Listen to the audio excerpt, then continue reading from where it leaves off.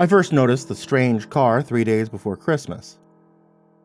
So dented, scratched, and spattered with mud that it was impossible to tell what the original color had been. Its rusted metal guts rattled menacingly each time it rolled by. The driver was cruising my neighborhood looking for something, and there was something predatory about the way he inspected each house on the silent winter street. I felt myself tense up when the car passed by, like my body was readying itself for an attack. Even my dog Marvin huddled close to my leg, whimpering. And sure, maybe the driver was just a porch pirate looking to steal someone's holiday cheer, but you can never really be sure, can you? A shiver ran up my spine that had nothing to do with the cold. The brown car reminded me of everything I'd worked so hard to leave behind. Ugliness, danger. Neighborhoods where the stores had barred windows and gunshots rang out at night. I'd worked all my life to afford a house like the one I was in now, and the thought that all that could reach me even here was more than a little disconcerting. Lost in thought, I turned up my driveway. But Marvin had stopped and was growling at something. A rumbling engine pulled up beside me. The driver rolled down his window and shouted at me, "Howdy, neighbor! Any plans for the holidays?" I muttered something about staying home before it occurred to me that I should definitely not be sharing my plans with this weird stranger. He was a grizzled, middle-aged white guy with unkempt gray hair and wild eyes that suggested it had been a while since he'd last slept. His glare narrowed at my response. "You sure, pal? Not visiting family? Maybe traveled someplace far away, you and your dog. Should really go someplace for a while. Maybe come back in the new year after things have settled down. You hear me? You really ought to get out of town." I was about to ask the guy who the hell he thought he was to tell me how to spend my time, but he'd already stepped off in a cloud of black exhaust. Scratching my head, I went inside to feed Marvin and make sure that all the doors were locked. I slept badly that night. My nightmares were filled with the haunted eyes of the man in the brown car. At one point, I even thought I felt his large, hairy hands pawing for me beneath the blankets. But just Marvin, readjusting himself at my side. I didn't notice the figure standing at the edge of my yard the next morning, not until they began to speak. I couldn't make out their features in the pre-dawn gloom, just a shapeless hat and bulky, ragged clothes that made them look like an overstuffed scarecrow. "Howdy, neighbor," they called out to me. "Any plans for the holidays?" It was the exact same phrase the man in the brown car had used, but his voice was different. Deep, guttural. It sounded more like an animal's trying to imitate human speech than an actual person talking. Inside the house, Marvin was going crazy. I suddenly had an awful feeling that maybe the stranger's stuffy clothes weren't there to keep off the cold, but rather they were hiding something horrible. Maybe even a lot of some things, all writhing and coiling together. It leaned uncannily towards me, and I realized for the first time just how tall it was. Shaking my head, I climbed into my half-defrosted car and backed out of the driveway. The thing's proportions were all wrong, its arms and torso too long, its legs too short and seemingly bent backwards. It stayed still, watching my taillights disappear around the corner. When I returned from home hours later, I was relieved to find that the house was still intact and Marvin was safe and sound. That night, as I fed the dog and made dinner for myself, it was easy to believe that I'd scared myself over nothing. At least, until the doorbell rang. Some instinct made me bring the kitchen knife with me when I went to answer it, and when I saw who was waiting on the other side, I was glad that I did. He was the man from the brown car. "What do you want?" I opened the door just a crack, leaving the chain on, even though the big man could probably have kicked it in if he wanted to. "Put the knife away and listen to me," the man snarled. "It won't do you any good against me anyway. You need to get out of town until it's over." "Until what's over?" I groaned. Marvin peeked out from behind me, crept towards the stranger and sniffed his boot. To my surprise, he actually seemed to like the guy. "Look, you don't have to believe me, but at least believe the symbol on your door." I moved my hand to undo the chain so that I could check the door, and then I hesitated. What if it was a trick? Yeah, the stranger stuck his hand inside the house. I tensed up, ready for anything, but he just scratched Marvin behind the ears. I undid the chain. Sure enough, barely visible marks had been scratched all around my Christmas wreath. They were twisting, serpentine, seemed to coil and rearrange themselves each time I looked away. "You could have put those there yourself," I told the man, not wanting to believe what I was seeing. "Sure I could have, but I didn't, and you know it. Trust me, go somewhere for a while, leave tonight before sunset. When you get back, your house might be a little torn up. At least you and your dog will be alive. Don't ask me why. Better off not knowing." "You have no idea what I went through to get this place," I snapped. "I'm not going to run off and leave it just because you say so. I mean, I don't even know your name." "It's Eddie." The big man stuck out his hand. "And I'm not going to stand here freezing on your front porch. If you really want to hear about it, invite me inside." I thought about vampires, fae, other storybook monsters that needed permission to enter a home. And then I shrugged and opened the door. I don't know who or what they are. A cult maybe, something else, something not even human. Eddie spoke into the cup of coffee I'd given him. We were seated at my kitchen table, Marvin at our feet. "All I know is there's things out there that hate the holiday season, things that prefer how it was before, when people believed that only a human sacrifice could keep the shortened days from fading into one last eternal night. They come creeping out of the darkness this time of year, thirsty for the blood that we no longer offer so willingly." 5 years ago, I was sitting where you are now.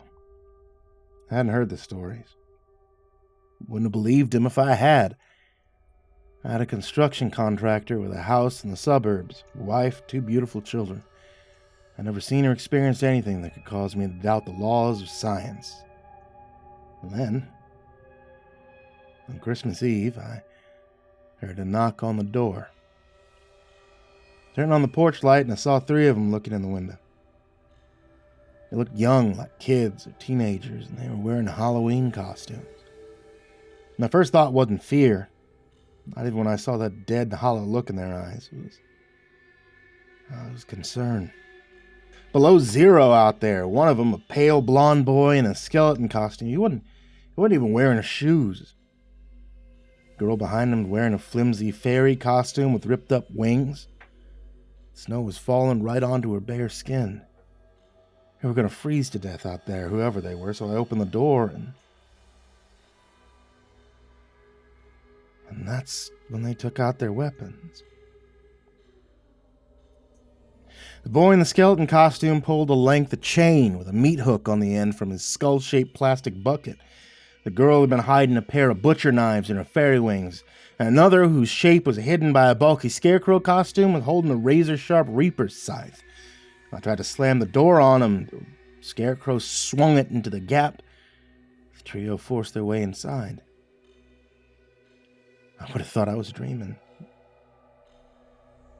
The clang of metal digging into the walls was all too real. They started hacking down my decorations with a cold, passionless hatred I'd never seen before or since. And I ran. What else could I do?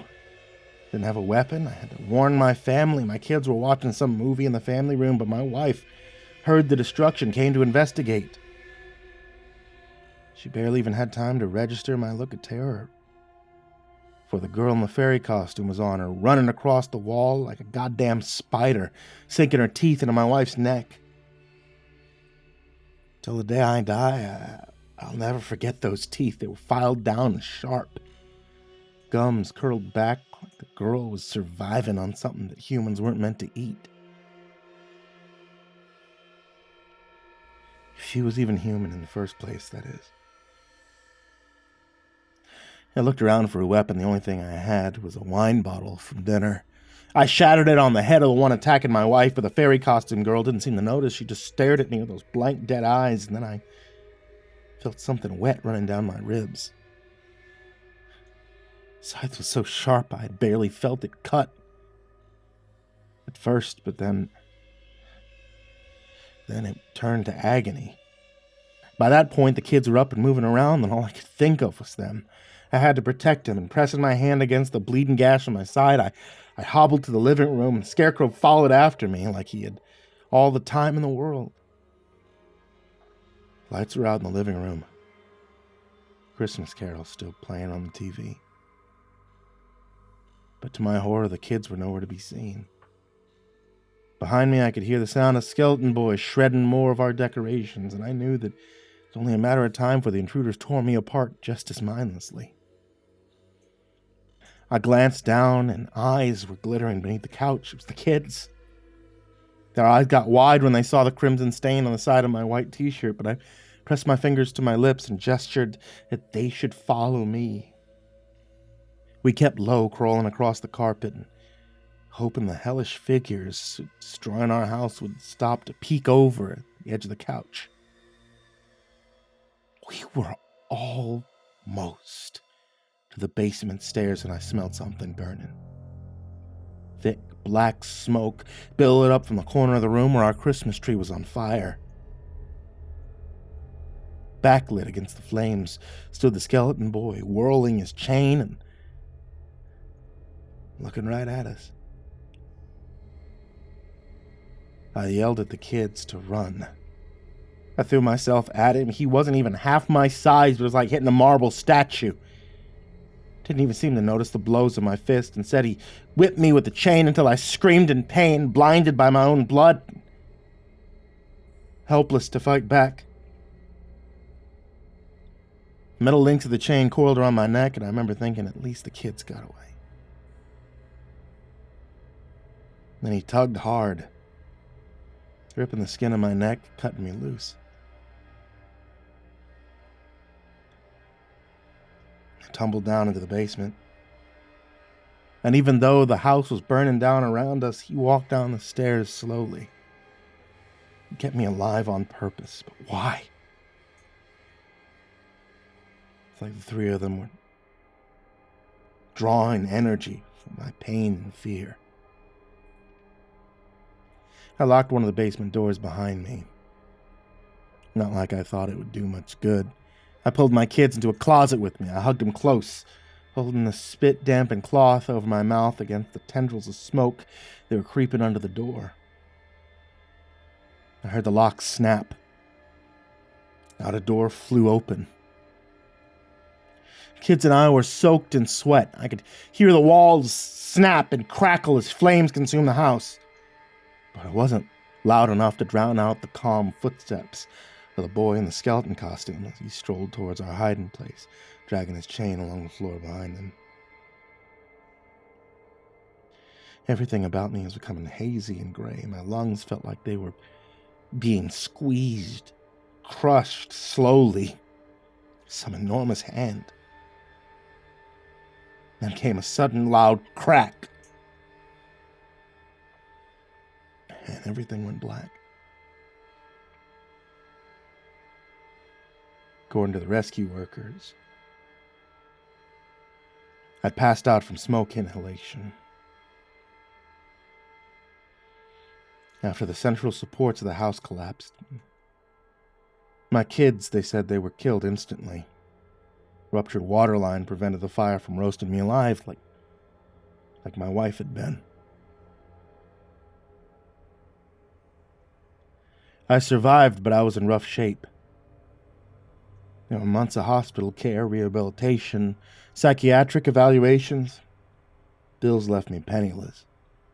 The worst of all, these damn head doctors made me question what I knew had happened that night.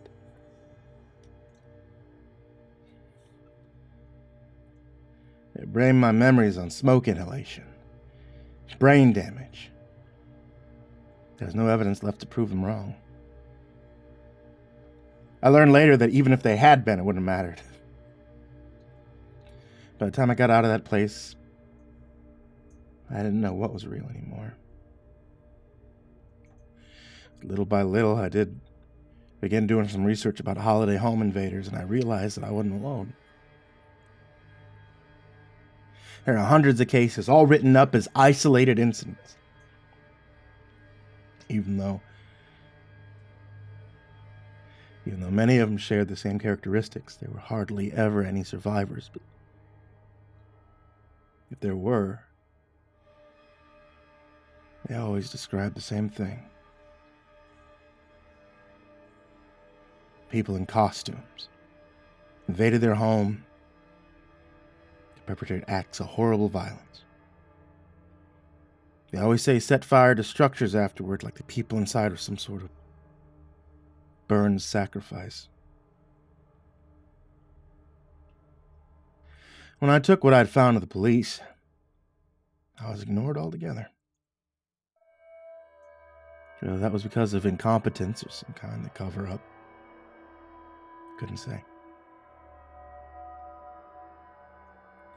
After all, think about what would happen if the public knew that people were attacked at random every holiday season, and the authorities were powerless to stop it.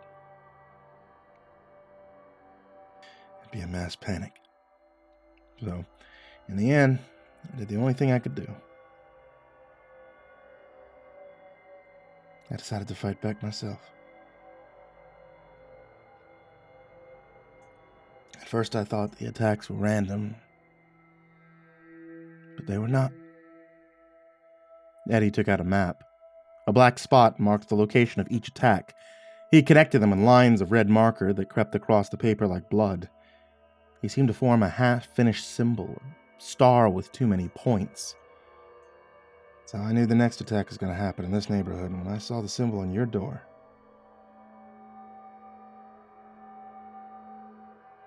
Eddie had run out of words. His voice was hoarse, almost desperate. I had the feeling that it had been a long time since he'd spoken like this to another human being. Maybe that was why we'd both gotten lost in his story and forgotten about the time. 3 knocks came at the door, so hard and heavy that the whole house seemed to shake. My eyes darted to the window. It was dark outside. The blood rushed from Eddie's face. Oh God. I was too late. They're already here. He pressed a finger to his lips and directed me to follow him down the hallway. In the shadows of the porch, I could barely make out a skull-painted face pressed against the glass. I grabbed Marvin and nodded towards the back. He could slip out across the yard, and the back door flew off its hinges before I could finish my thought. A bulky figure in a scarecrow costume stepped through it, cutting down the rows of stockings that hung on the wall with a single swipe of its scythe. Marvin lunged towards it, barking his head off. His collar slipped through my fingers, and the hulking, tattered figure turned towards him. Bang! The deafening blast repeated 4 times more as Eddie crossed the kitchen towards the scarecrow man, a .45 caliber rifle in his shaking hand. Not again, he snarled. Not this time. Eddie's shots hadn't had the impact they should have. The scarecrow was still standing. Either there was some kind of body armor beneath those filthy rags, or whatever was under there wasn't human. It flung its scythe at Eddie. I looked away just in time, but couldn't block out the awful sound of a sharpened blade cutting into meat. As the scarecrow crossed the kitchen to finish the job, I heard something else. The front door creaking open and the steady whirling of a chain. Skeleton Boy had broken in somehow, which left only one. Where was the girl with the fairy wings? At first I thought the noise was coming from inside the walls. Then I saw a pale, soot-covered hand emerging from the hearth. Like some diabolical version of Santa Claus, she'd come down the chimney. Eddie hadn't been able to stop the invaders, but the distraction had given me time to grab Marvin's collar and drag him upstairs with me. I was panicking, but I had a plan. Crawl out onto the roof, jump down into the yard, run across the snow as fast as my legs could take me. I could smell smoke from down below, and hear footsteps on the stairs behind me. They moved slowly, just like Eddie had said, savoring our fear and helplessness. But Marvin and I weren't going to wait around to be strangled by a chain, hacked apart by a scythe, or eaten alive. I dragged my howling dog into the bedroom and blocked the doorknob with a chair. I flung open a window, letting a flurry of snow in. Marvin whimpered when I set him down on the slick shingles. I stroked his fur and tried to keep him calm as I climbed outside myself. The roof was treacherous, but we didn't have much time. The reflection of flames flickered on the snow below us, and fire alarms were going off throughout the house. We skidded on the cramped, icy roof as we crept around to the back and jumped. My ankle folded under me, and pain shot up my leg, but Marvin was safe in my arms. When I set him down, he wagged his tail, cocking his head to the side and looking curiously at the burning house behind me. He followed me as I limped towards the house of the nearest neighbor, hoping that they, too, hadn't received a visit from the nightmarish trick-or-treaters. But when I turned to look over my shoulder, I saw 3 dark figures staring out the window of my flaming kitchen, watching me run like they had all the time in the world. Mrs. Fisher across the street didn't understand my incoherent story, but she could see the fire out of her window clearly enough. She called 911, made me a cup of tea, and even brought Marvin some ancient dog biscuits she'd found somewhere. But when the emergency services arrived, there was no sign of the invaders that I described. Just like before with Eddie's family, the fire destroyed all evidence of their presence. Between the clear case of arson and Eddie's charred body, it was clear that something had happened. But no one was willing to believe my version of the events. It's been a year since that night,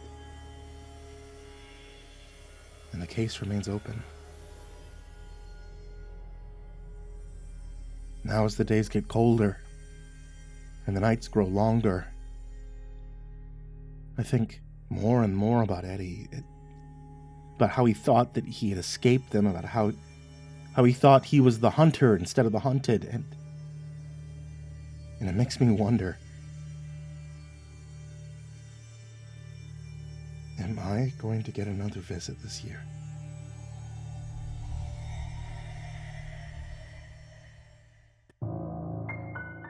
Hey guys, do you know I made a video game? So, Megabyte Games is me and General Drowned, and we're trying to make a couple video games together. If you guys would like to see what games those are, check out Midnight Myths. It's on my itch.io, MrCreepyPasta.itch.io. If you want to download the game, it's free, and you can check it out for yourself and let me know what you think. As always, I want to give a very big thank you to everybody out there on patreon.com/MrCreepyPasta. You guys are honestly a lifesaver when it comes down to this. I feel like a lot of stresses in my life kind of have been leading me to pulling my hair out, but you guys giving me support has been immense for me. So I want to say a big thank you to everybody that's on there, even if you can only donate $1. Hey, you guys are keeping me alive at this point. So a very, very big thank you to everybody there, and to especially Jordan Humble, Diana Kraus, King Crab, Calcifer 420, Veronica Lynn Lopez, Marlon Chavez, Azazel 66603, Ethan Leon, Polaris Prospect X, Blake Rattler, Viceroy Scorn, Samara Lynn, Disciple, SullyMan, Brandon Mendoza, BrimstonePandemonium, Caltuna, William Wellington, Scruffy the Janitor, Brenna Crow, LaQueda Canizales, Smiley the Psychotic, Dante Kinkade, SimbasBloodyMojo, CursepoxPrimarch, M, Jettis Pet, Clonable, J Kieran, Mike, himbojerry, CrusaderChocobo, Remember the Sun, Estebean, Hour Minute Second Time, Seclude, Salty Surprise, Red Shadowcat, Turtleman, Mr. Marcus Blitz, Voice of Sand, Ficomel, Melted Lake, Tully Sue, Proconut 509, Stricken, Freddy Krueger, Hades Nephew, Tommy Walters, Acid System, Sky Harbor, Nico Kyle, Tristan Pelkin, Ball Arms the Rat, The Ginger Bros, Daniel Polson, and Corey Kinchin. To all of you guys there, everybody who's down in the description, and everybody who can just give $1, I want to say thank you to you guys. And if you would like to join this list in the description, head over to patreon.com/MrCreepy. And if you would like to join this list in the description, sweet dreams.